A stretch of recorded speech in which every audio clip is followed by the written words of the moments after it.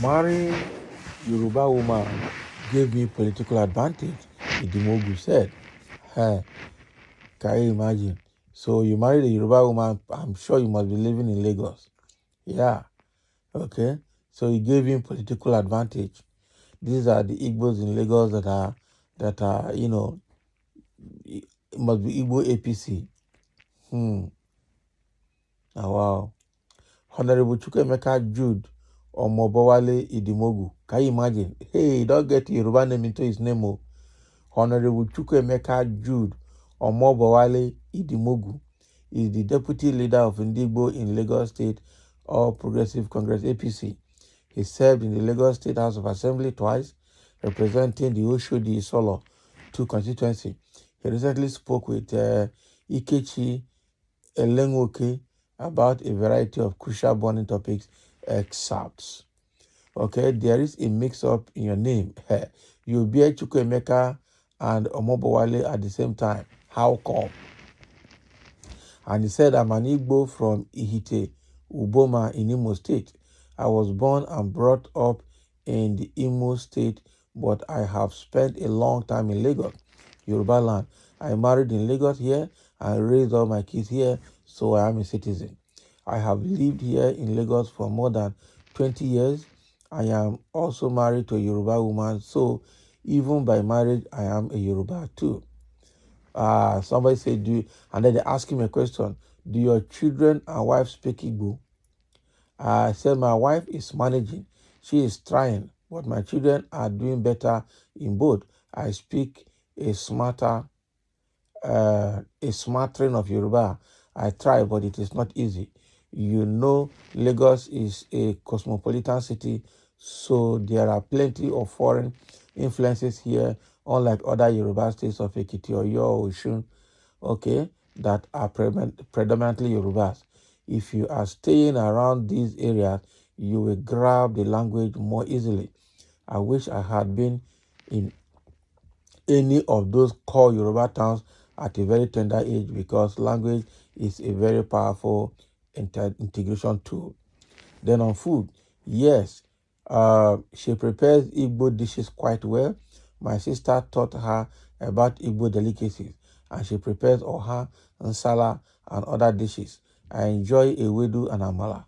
So if Nigeria is serious about national unity, intertribal marriages are a powerful option for addressing some ethnic biases that have been impacting us in a variety of ways. It has the potential to eliminate unwarranted tribal suspicions. And then they ask him again, what role does your marriage have in your political life in Lagos? Is there any added benefit? And he says, so much. If I am being honest with you, my wife is from a large and powerful Kuku family in Ijebu. I had no idea while we were dating. Her marriage was not planned. Okay? So when I first started my campaign, my wife's background gave me so much confidence that I had to include her image and name on my poster as well. That seemed like it could add some magic, and I think it did. They did not let me down. I notified my Yoruba friends and in-laws of my intentions to run for the Lagos State House of Assembly before purchasing the form, and they handed me the PDP ticket and backed me up. I had no clue they would accept me so warmly. I had no intention of entering politics when I married her. We began dating when I was 25 years old, and the marriage aspect came up with much later. Okay, so can you tell us more about your love story? Can you imagine? So this is more like an interview with this man. Okay, and then they ask him again, what are your thoughts on Bola Ahmed Asiwaju's election as president in the recently ended election? And he said President Tinubu has the political will to make difficult decisions. He is a strong and compassionate leader who arose from the ground up. He is well familiar with the terrain. Consider the withdrawal of gasoline subsidies, for example. More than 2 regimes danced around the problem, but were not courageous enough to make an appropriate conclusion. He took a direct approach and believed me, it is truly gone. The government is, devising methods to mitigate the effects, and there has been commensurate progress. He claimed that paying for the first subsidy depletes our limited resources, which should be channeled into other essential areas of need, such as health, education, and infrastructure development. So according to him, the first subsidy issue is fraught with controversies. So we were told that our fuel use before the elimination was 69 million liters per day. However, since the removal, we have learned that our daily usage is 15 million liters. Now, so this guy is just an APC person speaking on behalf of APC and has used his Yoruba marriage to go into politics and is favoring him now. That is what I say here. Okay. But he's saying this issue of first subsidy, it doesn't work because before you remove something, yes, everybody believed that first subsidy was a scam, but removing it without having an immediate means of mitigating the effect is not acceptable at all. And again, saying that before the first subsidy removal, Nigerian gasoline consumption was at 69 million liters. But after removal, it dropped to 15 million. Are you sure it's because of first subsidy removal, or this is because people could no longer buy fuel and the fuel are just there inside the filling stations, without effective sales? Okay, the demand for petrol has dropped because of the high cost, not because uh, of first subsidy removal, and so consumption rate dropped. It dropped because people are not buying, not that the fuel is not there. That is it. People are not buying. A lot of people have parked their cars. So we need to understand that clearly. So this guy is an APC person, and I don't expect anything less from him. He is speaking as an APC person. So there are a few remarks here from people who are reacting both positively and negatively to what Idimogu had just said. So I would say, guy, if you go because of politics, you married Yoruba woman, Abi. Now, wow.